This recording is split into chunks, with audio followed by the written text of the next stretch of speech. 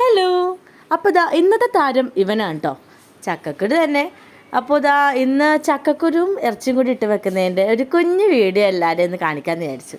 അപ്പോൾ ഇന്ന് സൺഡേ ആയതുകൊണ്ട് ഇറച്ചിയാണല്ലോ മെയിനായിട്ട് ഉണ്ടാവുക. അപ്പോൾ അതിൻ്റെ കൂടെ ഇന്ന് ചക്കക്കുരു ഇട്ട് വെക്കാമെന്ന് വിചാരിച്ചു. സാധാരണ ഉരുളക്കിഴങ്ങോ പച്ചക്കയോ അങ്ങനെ എന്തെങ്കിലുമൊക്കെ ആയിരിക്കും ഇടാറ്.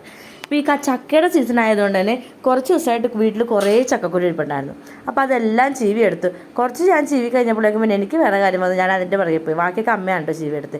അങ്ങനെ സവാള എന്നെ മാറ്റി കഴിഞ്ഞിട്ട് അതിനകത്തോടെ ആവശ്യത്തിനുള്ള പൊടികളെല്ലാം കൂടി ഇട്ടു.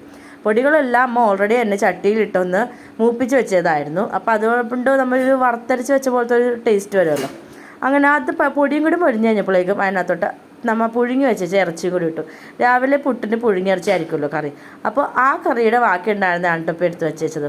ഈ ബീഫ് വരട്ടിയത് കണ്ടപ്പോൾ തന്നെ എടുത്തങ്ങാണ്ട് കഴിക്കാനാണ് തോന്നിയത്. പിന്നെ ചക്കക്കുരും കൂടി ഇടണമല്ലോ, അല്ലെങ്കിൽ ഇറച്ചി അങ്ങോട്ട് തീർന്നു.